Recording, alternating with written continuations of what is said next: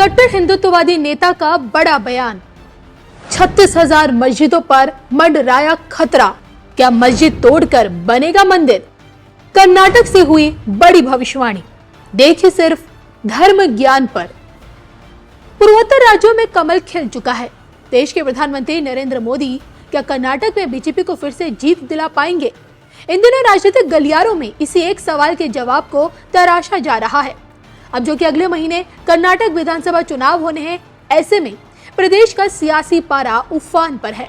दक्षिण भारत के प्रवेश द्वार को बचाने के लिए एक और बीजेपी जद्दोजहद कर रही है, दूसरी तरफ कांग्रेस और जनता दल मिलकर खिलते कमल को प्रदेश से उखाड़ फेंकना चाहते हैं, जिसके लिए प्रदेश के पूर्व मुख्यमंत्री एच.डी. देवेगौड़ा से चमत्कार की उम्मीद लगाई जा रही है। सीटों की लड़ाई राजनीतिक दलों के लिए किसी अग्नि परीक्षा से कम नहीं है, लेकिन इन सब के बीच मस्जिद तोड़कर मंदिर बनाए जाने का मुद्दा गर्मा गया है। देश की जिन मंदिरों पर मस्जिदें बनी हैं, अब उन्हें क्या तोड़ा जाएगा? आज ये सवाल इसलिए क्योंकि प्रदेश के कट्टर हिंदुत्ववादी नेता ईश्वरप्पा कुछ ऐसा ही करने की सोच रहे हैं। इतिहास गवाह है, लूट के इरादे से मुगलों ने भारत पर हमला किया, मंदिर लूटपाट मचाई, हिंदुओं को तोड़ने के लिए उनकी आस्था पर चोट की, कई ऐतिहासिक तीर्थों को अपना निशाना बनाया, मंदिर को तोड़कर उसी जगह पर मस्जिदें खड़ी कर दी गई। लेकिन अब क्या इन्हीं मस्जिदों को तोड़कर मंदिर बनाए जाएंगे? ऐसा क्या मुमकिन है? दरअसल 75 साल के बीजेपी नेता के.एस. ईश्वरप्पा अपने बयानों से मीडिया की सुर्खियों में है। हाल ही में एक न्यूज एजेंसी को दिए इंटरव्यू में उन्होंने मस्जिद तोड़कर मंदिर बनाने की बात कही। प्रदेश के रथ यात्रा में व्यस्त ईश्वरप्पा अपने चुनावी वादों से जनता को लुभाने की कोशिश तो कर ही रहे हैं। इसके साथ ही इन दिनों उन्होंने मस्जिदों से लाउडस्पीकर हटाने के मुद्दे को भी उठा रखा है। ईश्वरप्पा ये कहते हैं, चुनाव के बाद हमारी सरकार आई तो सभी मस्जिदों से लाउडस्पीकर तुरंत हटवाएंगे। इसकी वजह से स्टूडेंट से लेकर पेशेंट्स तक सब परेशान हैं। कर्नाटक में परीक्षाएं चल रही हैं और लाउडस्पीकर के शोर से स्टूडेंट्स डिस्टर्ब हो रहे हैं।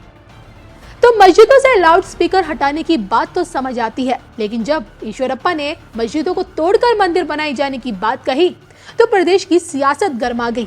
इस बार जब उनसे सवाल किए गए तो उन्होंने अपनी सफाई में ये कहा, मैं नई मस्जिदों को तोड़ने की बात नहीं कर रहा हूँ। मैंने कहा कि जहाँ हिंदुओं के मंदिर तोड़कर मस्जिदें बनाई गई हैं, वहाँ दोबारा मंदिर बनवाएंगे। मैंने एक आर्टिकल में पढ़ा था कि 36,000 मंदिरों को तोड़कर मस्जिदें बनाई गई हैं। असली नंबर क्या है मुझे मालूम नहीं, अभी मैंने इस बारे में कुछ किया नहीं, देखते हैं आगे क्या किया जा सकता है। अभी जो मेरे मन में था वो मैंने कहा। तो राजनीति के मजे हुए खिलाड़ी ईश्वरप्पा, जिनकी जुबान से तीखे बाण जब निकलते हैं तो दूर तक जाते हैं।